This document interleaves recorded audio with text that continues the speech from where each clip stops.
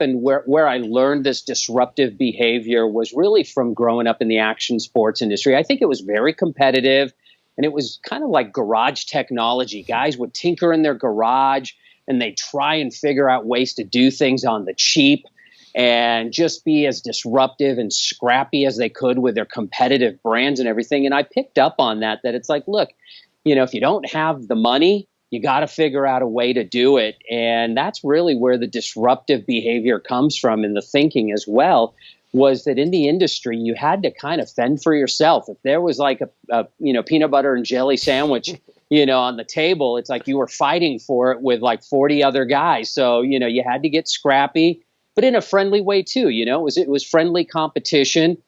But I really enjoyed that. It made me resourceful. It made me understand what I needed to do, and also thinking like, well, if everybody is doing this, what can I do differently? So I had to think out of the box. I had to think completely differently.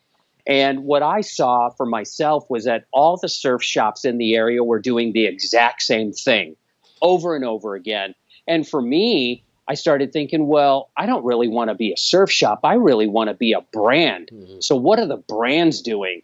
And I started picking up on what the brands were doing. Well, the brands were sponsoring athletes, and they were, sponsoring and producing events, and they were running ads. And in my mind, I was like, well, I can do that. Why can't I do that? What says I can't do that? So all of a sudden, we started sponsoring surfers and skateboarders and snowboarders, and we had this incredible lineup of athletes.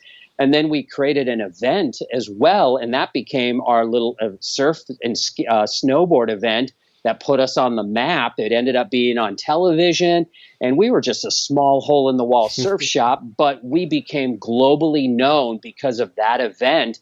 And all of a sudden, we became a brand. People would come into our store, and they would be looking for our T-shirts and hats over everything else. So really, that was kind of like the first experiment into that disruptive thinking and behavior.